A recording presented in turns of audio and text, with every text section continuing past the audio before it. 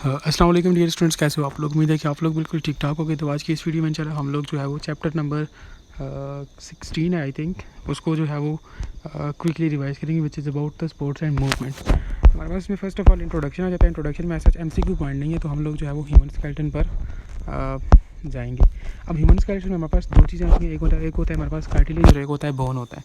ठीक है, अब फर्स्ट ऑफ ऑल कार्टिलेज को देखते हैं। तो कार्टिलेज में हमारे पास कहता है कि it is the connective tissue, soft होती हैं और इसमें हमारे पास जो सेल्स होते हैं वो कॉन्ड्रोसाइट से मिलकर बनी होती है। ठीक है, बेसिक यूनिट ऑफ कार्टिलेज आपसे पूछ सकता है कि what is the basic unit of cartilage, तो वो कॉन्ड्रोसाइट्स होते हैं। ठीक है, जिस तरह हमारे पास बोन में ओस्टियोब्लास्ट, ओस्टियोक्लास्ट, ये 3 सेल्स आ जाते हैं, लेकिन इन केस ऑफ कार्टिलेज हमारे पास कॉन्ड्रोसाइट्स होती हैं। अब दूसरा ही क्वेश्चन यहाँ से बन सकता है कि हमारे पास कोलेजन टाइप 1 होता है या टाइप 2 होता है। तो आप लोग हमेशा ध्यान में रखो कि इसमें हमारे पास कोलेजन टाइप 2 होता है। ठीक है, ये एवेस्कुलर होती हैं और ए न्यूरल होती हैं। दिस मीन्स दैट इसमें हमारे पास ना ही कोई ब्लड सप्लाई होती है और ना ही कोई नर्व सप्लाई होती है। ठीक है, कार्टिलेज में इनकी जो हमारे पास हीलिंग प्रोसेस होता है वो बहुत स्लो होता है।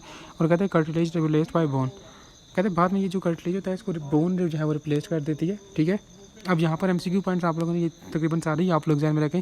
पहली बात ये कि हमारे पास ये कॉन्ड्रोसाइट्स में होते हैं। ठीक है, कोलेजन टाइप 2 होता है। तीसरी चीज़ है ये एवास्कुलर और ए न्यूरल होते हैं, यानी कि इसमें ब्लड सप्लाई भी नहीं होता और नर्व सप्लाई भी नहीं होता।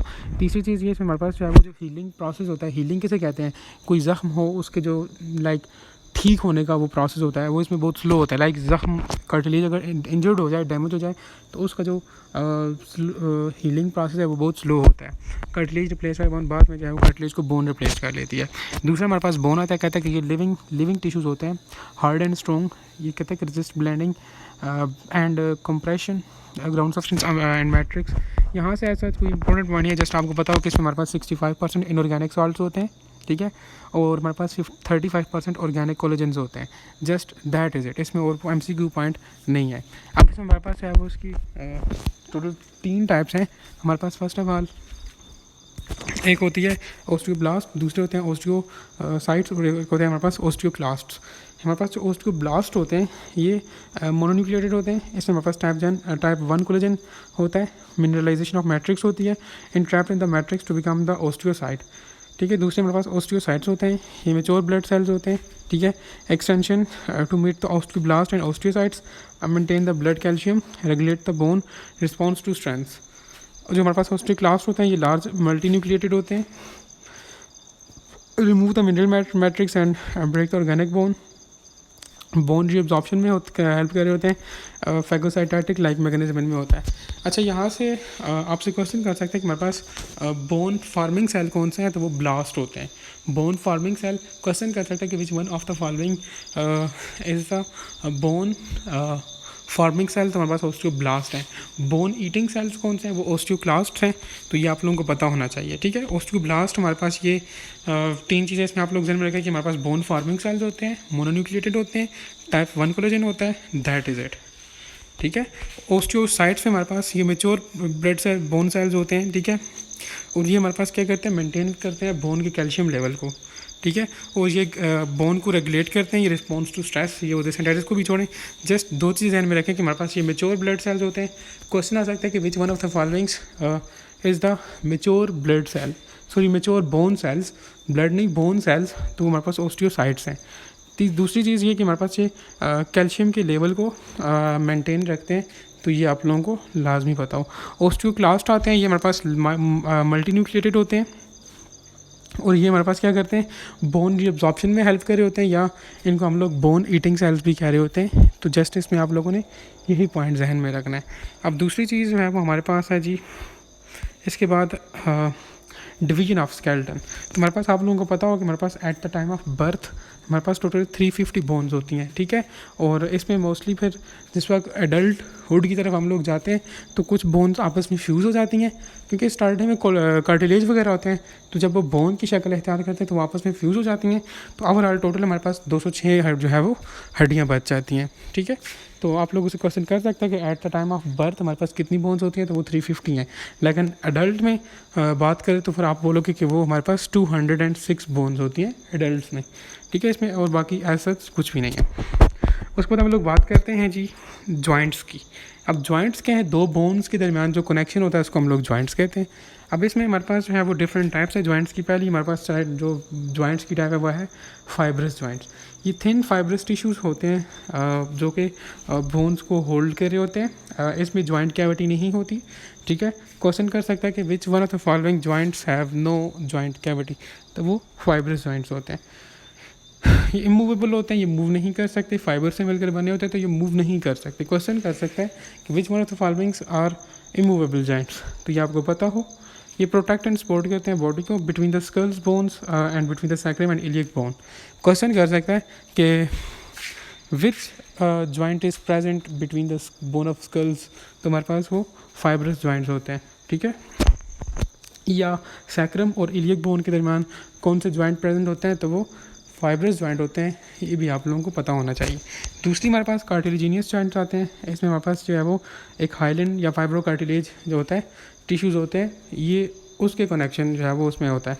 इसमें जॉइंट कैविटी नहीं होती। ये limited and gliding cartilage flexible connection होता है and vertebro wrist and ankle वगैरह में ही होता है।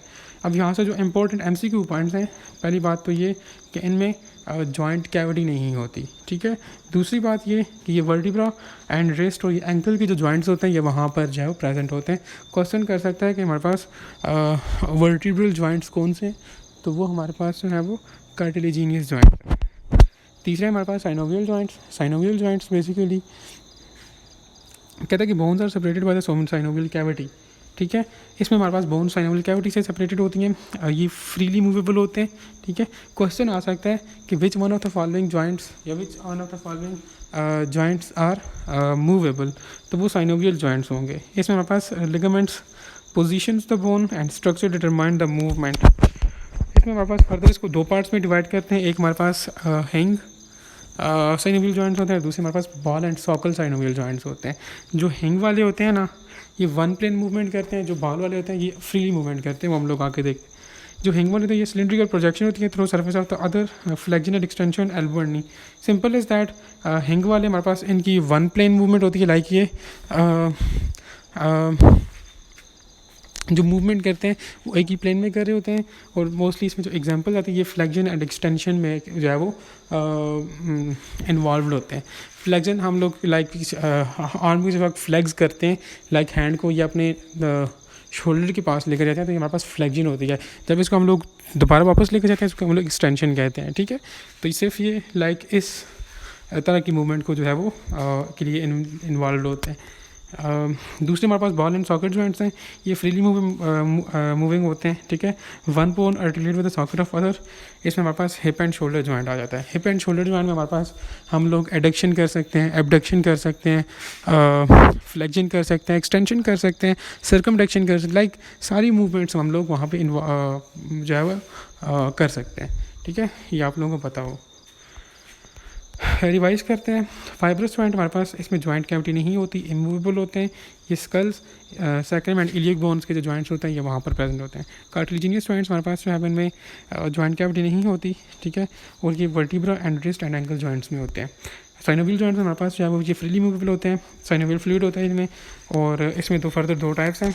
एक हमारे पास हैंग जॉइंट है जो कि जिसके में वन प्लेन मूवमेंट होती है, और इसमें हमारे पास जस्ट ये फ्लेक्शन और एक्सटेंशन में इन्वॉल्व होते हैं। जो हमारे पास बॉल एंड सॉकेट जॉइंट है ये फ्रीली मूवेबल होते हैं, ठीक है। ये सारी डायरेक्शन में मूव कर सकते हैं। That is it. अब उसके बाद हमारे पास जो नेक्स्ट आता है वो है आप लोगों के पास डिसऑर्डर्स ऑफ स्केलेटन।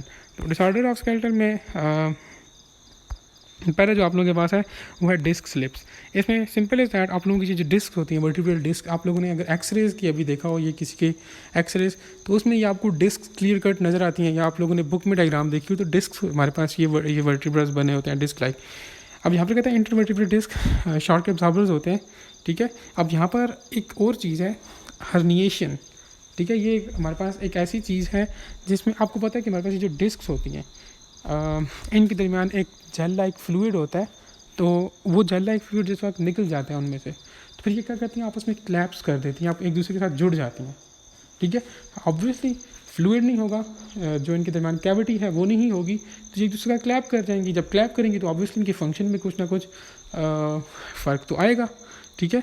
तो उसको हम लोग हर्निएशन कहते हैं। जब हमारे पास आपसे क्वेश्चन कर सकता है कि हमारे पास जब inner gel of the disc escape to surrounding, तो वो हमारे पास बेसिकली हम लोग उसको हर्निएशन बोलेंगे, ठीक है, हर्निएशन। फिर बोल रहा हूँ कि हमारे पास जिस वक्त ये जेल लाइक सब्सटेंस जो होता है ये डिस्क में से एस्केप कर जाता है तो उसको हम लोग हर्निएशन कहते हैं। herniated discs, any discs can rupture common in lower back and injury। बस जस्ट आपको पता हो डिस्क स्लिप, ये जस्ट हर्निएशन की वजह से फिर हमारे पास जो डिस्क एक दूसरे पर आती हैं या स्लिप होती हैं, इधर उधर होती हैं, तो उसको हम लोग फिर डिस्क स्लिप कह सकते हैं, ठीक है। अब क्वेश्चन ये भी आ सकता है कि डिस्क स्लिप किसकी वजह से होती है, तो वो हर्निएशन की वजह से कहाँ ज़रूर होती है। और हर्निएशन क्या है कि जेल लाइक फ्लूइड जो होता है इन वर्टिब्रास के अंदर वो ऊज आउट कर जाता है या वो एस्केप हो जाता है, बाहर निकल आता है। दूसरा हमारे पास डिसऑर्डर स्पॉन्डिलाइसिस। अगर आप लोगों को प्रैक्टिस टेस्ट याद हो तो ये मैंने उसमें भी दिया था, ठीक है। ये बेसिकली इसको हम लोग स्पाइनल ऑस्टियोआर्थराइटिस कह सकते हैं। इसमें हमारे पास स्पाइनल फंक्शन जो होता है, आपका ये जो स्पाइन है, ठीक है, स्पाइनल कॉर्ड है, इसमें इसका फंक्शन जिस वक्त लॉस हो जाता है तो इसको हम लोग स्पॉन्डिलाइसिस कहते हैं। एजिंग हमारे पास ये इसका प्राइमरी काज है, ठीक है, and common in the neck and mid back lumbar. Specially ageing उस देखिए प्राइमरी काज उसने तब बोला है। आप लोगों ने स्पॉन्डिलाइसिस स्पेशली जो एजेड लोग होते हैं वो लाइक उनकी कमर इस तरह पीछे की तरफ हम लोग अक्सर कहते हैं कुब निकला हुआ है, तो ये बेसिकली वो होता है, ठीक है।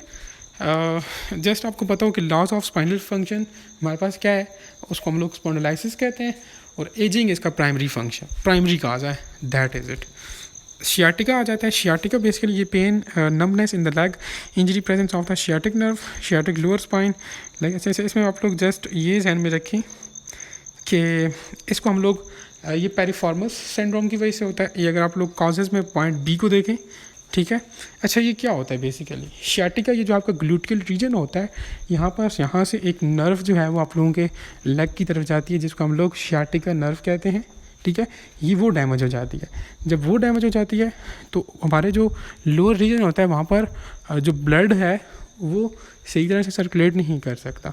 जब ब्लड जो है वो उस रीजन में सर्कुलेट नहीं कर सकता तो हमारी जो ये लेग है उसमें नमनेस होती है। नमनेस बेसिकली अक्सर आप लोग कहते हो कि यार हमारा पाँव सो गया है, तो बेसिकली वो पाँव वो सोने को क्या कहते हैं, वो उसको नमनेस होती है, बेसिकली उसको नमनेस कहा जाता है। तो आपके सारे रीजन में इस तरह लगता है कि आपको लाइक आपकी ये सारा रीजन ये लेग सोया हुआ है, ठीक है, आपको कुछ चीज़ महसूस नहीं होती, फील नहीं होता। अब वो क्यों हो रहा होता है, क्योंकि अब नर्व डैमेज है, ब्लड नहीं जा रहा, ठीक है। तो इस वजह से हमारे पास जो है वो ये नमनेस वगैरह और ये पेन वगैरह राइज होता है। तो इस कंडीशन को हम लोग शियाटिका कहते हैं। सिंपल आप लोग ये ध्यान में रखें कि sciatica is the injury of sciatic nerve, that is it. बाद हमारे पास जो नेक्स्ट डिसऑर्डर है वो है arthritis. Arthritis basically it is inflammation of joints, leading cause of disability, joint pain, swelling, stiffness, warmth. Like इसमें जस्ट आप लोग ये ध्यान में रखें कि इन्फ्लेमेशन ऑफ जॉइंट्स, तो उसको हम लोग अर्थराइटिस कहते हैं, दैट इज़ इट, ठीक है। बाकी डिटेल में जाने की ज़रूरत नहीं है। नेक्स्ट इसमें हमारे पास आ जाते हैं जी, अब स्केलेटल को हम लोग देखते हैं। अब स्केलेटल को उसने हमारे पास जो है वो axial skeletal and appendicular skeletal में जो है वो डिवाइड किया। एक्सियल स्केलेटल बेसिकली इसमें हमारे पास ये हमारा जो ब्रेन है, स्कल और वर्टिब्रल कॉलम, ये चीज़ें आ जाती हैं, स्पाइनल कॉर्ड वगैरह। और जो एपेंडिकुलर स्केलेटल है उसमें हमारे पास ये जो बाकी हमारे पास अपर लिम्ब है, लोअर लिम्ब है, ये रीजन आ जाते हैं। अब हमारे पास यहाँ पर distribution of bones in human body, first of all उसने डिस्ट्रीब्यूशन की है। अब यहाँ पर सिंपल आप लोगों को ये सारी बोन्स के नेम्स याद करने की ज़रूरत नहीं है, जस्ट नंबर भी आप लोगों को याद हो, this is more than enough, ठीक है। अब स्कल का देखो, उसने लिखा है हमारे पास स्कल में 3 रीजन है, cranium, years and face. Cranium में 8 बोन्स होती हैं, ईयर में 6 होती हैं और फेस में 14 होती हैं। अब क्वेश्चन सेम टाइम आ सकता है कि हमारे पास फेशियल बोन्स कितनी होती हैं, फेस में कितनी बोन्स होती हैं, तो आप लोग बोलोगे कि 14, ठीक है। समटाइम्स वो आपसे कलेक्टिवली भी पूछ लेता है कि हमारे पास लाइक ये स्कल रीजन में कितनी वो होती हैं बोन्स, तो आप लोग फिर इन सब को ऐड करोगे, बोलोगे 8 + 6 कितनी होती है, 8, 9, 10, 11, 14 14 टोटल 28 बोन्स होती है स्कल में, ठीक है। इस तरह नेक रीजन में देखिए यहाँ पे हायोइड बोन का लिखा हुआ है। मैंने आपसे प्रैक्टिस टेस्ट में भी ये पूछा था कि हमारे पास हायोइड नेक में कितनी बोन्स होती हैं, तो नेक में हमारे पास जो है वो सिर्फ एक बोन होती है जिसको मैंने कहा था hide bone, that is it, ठीक है। बाकी इसमें और कुछ भी नहीं है, जस्ट स्कल्स और इन बस देख लें, जो जहन में बैठती है उसको बिठा ले, बाकी छोड़ लें। स्कल का समटाइम्स वो पूछ लेते हैं, फेस का पूछ लेते हैं, क्रेनियम का पूछ लेते हैं, ईयर्स का आपको पता हो, नेक का पता हो, ठीक है। रिब्स तो सबको पता है कि वो टोटल पेयर्स की फॉर्म में होती हैं, 12 पेयर होते हैं, टोटल 24 बन जाती हैं, दैट इज़ इट, ठीक है। ये टोटल भी उसने आके लिखी हुई हैं, ठीक है, ये आपको पता होना चाहिए। उसके बाद एक्सियल स्केलेटन आ जाता है। एक्सियल स्केलेटन में पास क्रेनियम आ जाता है, फेशियल बोन्स, तो ये हम लोग वही अभी डिस्कस करके आए हैं। यहाँ पर जस्ट उसने जो है वो बताया है कि पेयर्ड कौन कौन सी बोन्स होती हैं और अनपेयर्ड कौन कौन सी होती है। तो ये भी आप लोगों को लाजमी पता हो, समटाइम्स तो क्वेश्चन कर सकते हैं कि हमारे पास क्रेनियम में कितनी पेयर्ड बोन्स होती हैं, कितनी अनपेयर्ड बोन होती है। या समटाइम्स क्वेश्चन ये भी आ सकता है कि आप लोग जो all of the followings are the unpaired bone of skull या क्रेनियम एक्सेप्ट, तो लाइक इस तरह से भी आप लोगों ने ये लाजमी देखने। तो आप लोग इस पॉइंट ऑफ व्यू से भी इस टेबल को स्क्रीनशॉट ले सकते हैं और इसको याद कर सकते हैं, क्योंकि ये समटाइम्स आ जाते हैं, एक कद क्वेश्चन आ जाता है। दूसरा हमारे पास एक्सियल स्केलेटन है, तो इसका भी यही सीन है जैसे मैंने आपको पिछले का बताया। बोन्स के जस्ट नंबर याद हो, नेम्स ऐसा इतने इम्पोर्टेंट नहीं होते। एपेंडिकुलर स्केलेटन का भी यही सीन है, जस्ट यहाँ पर भी बोन्स याद करने की ज़रूरत नहीं है, जस्ट नंबर याद हो, दैट इज़ इट, इसके अलावा और इसमें कुछ भी नहीं होता, ठीक है। अब यहाँ पर नेक्स्ट हमारे पास आ जाता है बोन फ्रैक्चर। अब बोन फ्रैक्चर हमारे पास दो तरह के होते हैं, एक हमारे पास होता है सिंपल बोन फ्रैक्चर और एक हमारे पास कंपाउंड होता है। ये जो सिंपल होता है इसको हम लोग क्लोज्ड फ्रैक्चर भी कहते हैं, और जो कंपाउंड वाला होता है इसको हम लोग ओपन फ्रैक्चर भी कहते हैं। और ये जो सिंपल वाला है इसमें हमारे पास जो है वो लाइक स्किन सिर्फ इंटैक्ट होती है, और हमारे पास जो कंपाउंड है जिसको हम लोग ओपन बोन फ्रैक्चर भी कह सकते हैं, इसमें हमारे पास ऐसा होता है बोन स्किन से बाहर आ जाती है, ठीक है, तो उसको हम लोग कंपाउंड फ्रैक्चर कहते हैं। जो ठीक है, तो ये चीज़ पता हो, समटाइम्स वो क्वेश्चन कर सकते हैं कि अगर हमारे पास फ्रैक्चर ऐसा फ्रैक्चर है कि बोन जो है वो आप लोगों की स्किन से बाहर आ रही है, तो हमारे पास वो कंपाउंड फ्रैक्चर होगा, ठीक है। और नेक्स्ट हमारे पास है इसमें और नेक्स्ट हमारे पास जो है वो रिपेयरिंग ऑफ फ्रैक्चर बोन। तो इसमें आप लोग जो है वो कुछ प्रोसेसेस हैं, तो वो आप लोग जो है वो देख सकते हो। अच्छा जी, इसके बाद अब हमारे पास इसमें आता है step of healing of bone fracture. इसमें हमारे पास first of all haematoma formation का लाइक डिफरेंट सेल्स आकर एक टिश्यू बनाते हैं और वहाँ पर स्ट्रिक कर जाते हैं। उसके बाद फाइब्रो कार्टिलेज कैरियस फॉर्मेशन होती है, लाइक एक ये लूजली वोवन टाइप एक चीज़ होती है, वो वहाँ पर आ जाते हैं। उसके बाद हमारे पास जो है वो ऑस्टियोब्लास्ट, उनका ऑस्टियोब्लास्ट जो होते हैं उनका कुछ रोल होता है, बोनी कैरियस फॉर्मेशन बनती है, बोन रिमॉडलिंग हो जाती है, सिंपल इज दैट। बस ये स्टेप्स हैं, जैसे आप लोग यही ध्यान में रखो, this is more than enough. Next हमारे पास जॉइंट्स के डिसऑर्डर आ जाते हैं। जॉइंट्स के डिसऑर्डर जो है वैसे फर्स्ट ऑफ ऑल हमारे पास जॉइंट्स डिसलोकेशन आती है, और उसमें सिंपल इज दैट हमारे पास जो जॉइंट्स जो होते हैं ये स्लिप होते हैं out of the place. Simple is that name indicate कर रहा है जॉइंट डिसलोकेशन, लाइक जॉइंट्स अपनी जगह से स्लिप हो जाते हैं या डिसलोकेट हो जाते हैं। इसमें लाइक ऐसा MCQ पॉइंट नहीं है, ठीक है। फर्दर हमारे पास स्प्रेन आता है, इसमें आपसे जस्ट पूछ सकते हैं कि हमारे पास injury to ligament is called, तो वो स्प्रेन कहलाता है, ठीक है। बाकी इसमें भी ऐसा MCQ पॉइंट नहीं है, जैसे आपको डेफिनेशन पता हो कि injury to ligament is called sprain, that is it. बाकी यहाँ पर ऐसा कोई भी MCQ पॉइंट नहीं है। अब उस पर हमारे पास जो है वो टाइप्स ऑफ मसल्स आती है। मसल्स की हमारे पास तीन टाइप्स हैं, कुछ स्मूथ मसल्स होती हैं, कुछ कार्डिक एंड कुछ स्केलेटल मसल्स होती हैं, ठीक है। अब स्मूथ मसल्स हमारे पास इसको फर्स्ट ऑफ ऑल देखें तो हमारे पास इसमें ये अनस्ट्रिप्ड होती हैं, स्पिंडल शेप्ड होती हैं, मोनोन्यूक्लिएटेड होती हैं, इनमें जो स्पीड ऑफ कॉन्ट्रैक्शन होती है ये इंपॉर्टेंट है, स्पीड ऑफ कॉन्ट्रैक्शन, ठीक है।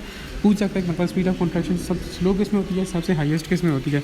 स्लो हमारे पास ये स्मूथ मसल्स में होती है और हाईएस्ट स्केलेटल मसल्स में होती है। Contraction caused by nervous system, ठीक है। हमेशा ध्यान रखें हमारे पास जो कॉन्ट्रैक्शन होती है स्मूथ और स्केलेटल के केस में हमारे पास नर्वस सिस्टम कंट्रोल कर रहा होता है कॉन्ट्रैक्शन को, जबकि हमारे पास ये जो तीसरा होता है कार्डिक मसल्स, इसमें स्पॉन्टेनियस प्रोसेस के थ्रू हो रहा होता है। Functions control the movement of the substances through the hollow use and voluntary, कहते हैं usually no control, means that ये जो है वो इनवॉलंटरी होती है।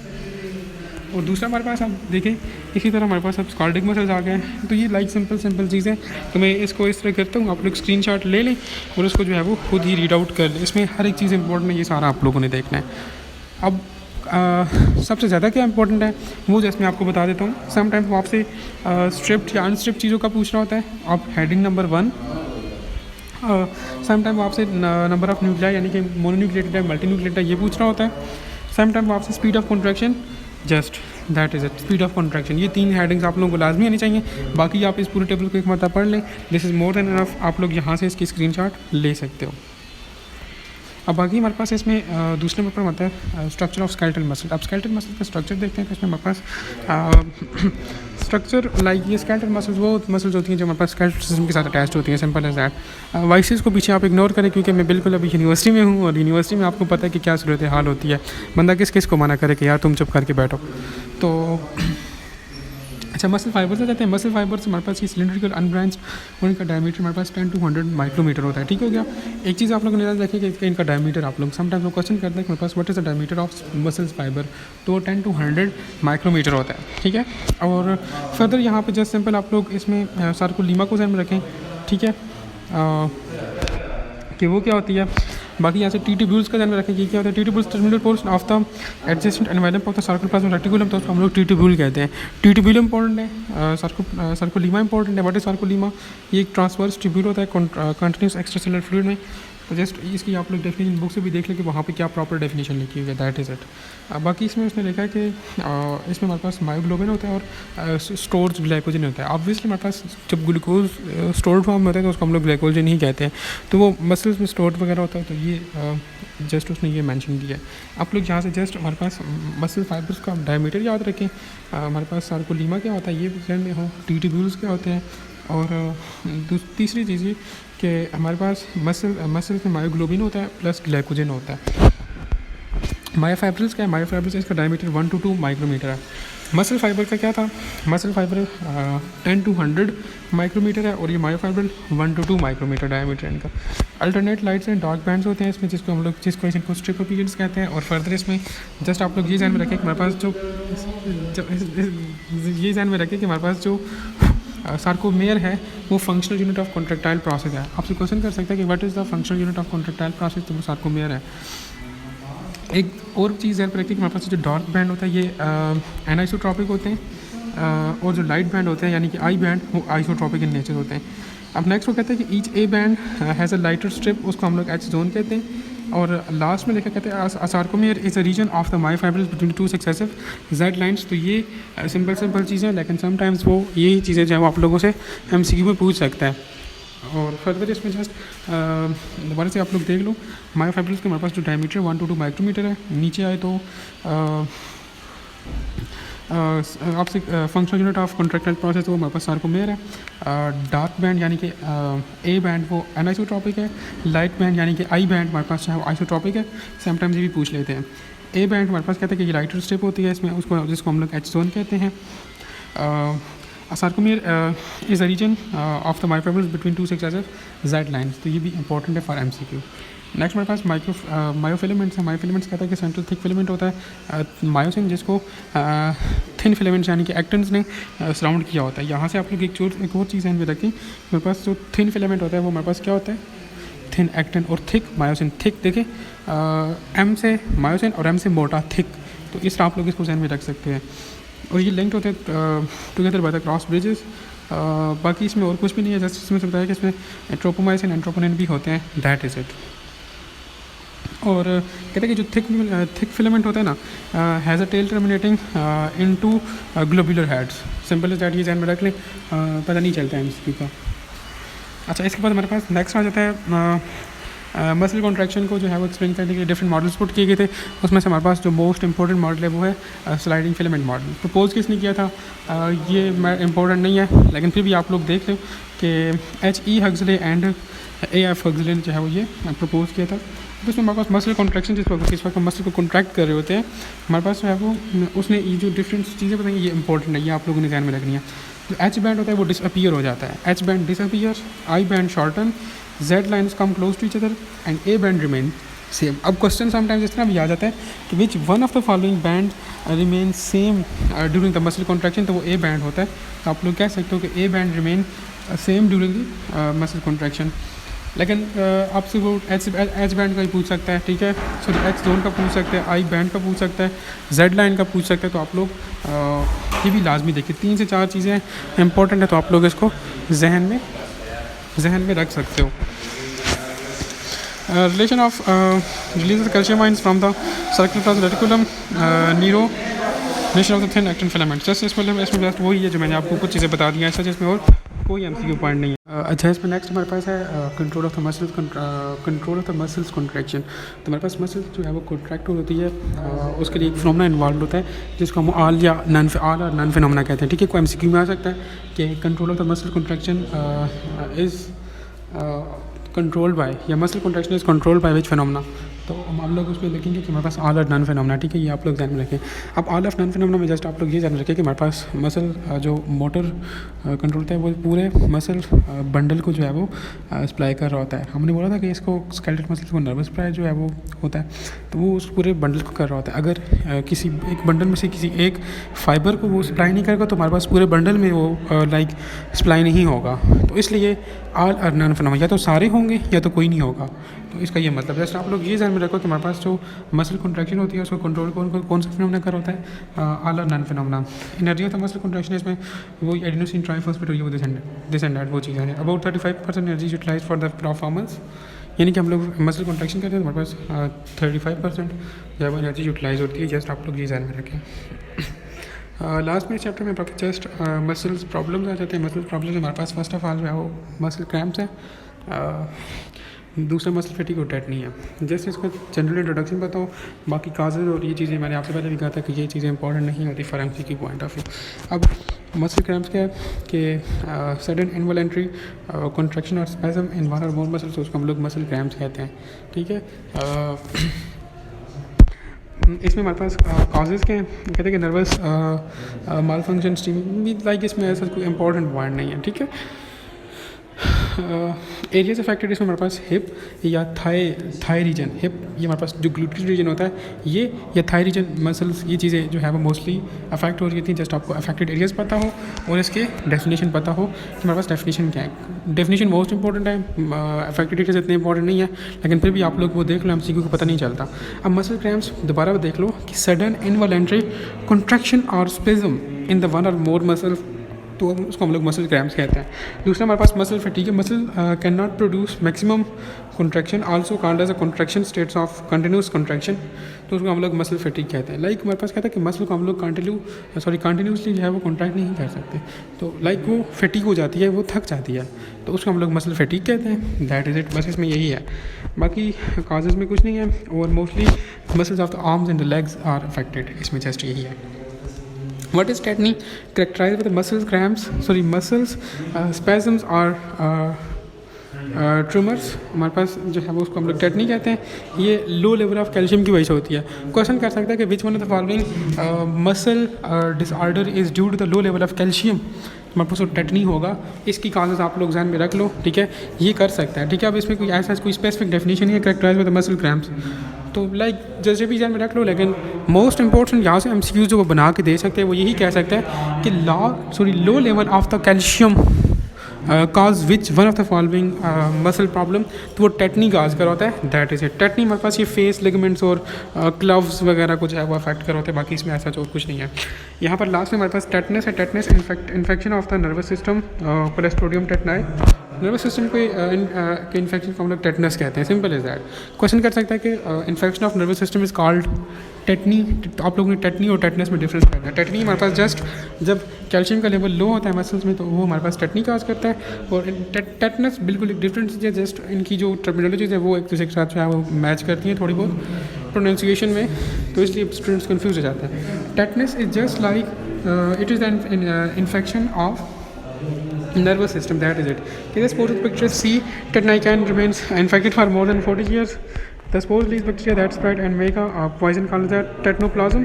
Tetanoplasm का पता हो, ये हमारे पास पता है कि ऐसे स्पोर्स बनते हैं जो रिलीज़ करते हैं बैक्टीरिया को, जो स्प्रेड करते हैं और पॉइजन बनाते हैं, उसको हम लोग टेटनोप्लाज्म कहते हैं। ठीक है, कहते हैं कि poison block the nerve signals from the signals called to sporic called to muscles causing the severe muscle spasms. The spasm can be so powerful that they tear the muscles or cause the friction of the point. जैसे आप लोग ये ध्यान में रखें कि हमारे पास जो है वो इन्फेक्शन ऑफ नर्वस सिस्टम को टेटनस कहते हैं, और इसके लिए हमारे पास क्लेस्ट्रोडियम टेटनाई वो इसकी मेन काज होती है।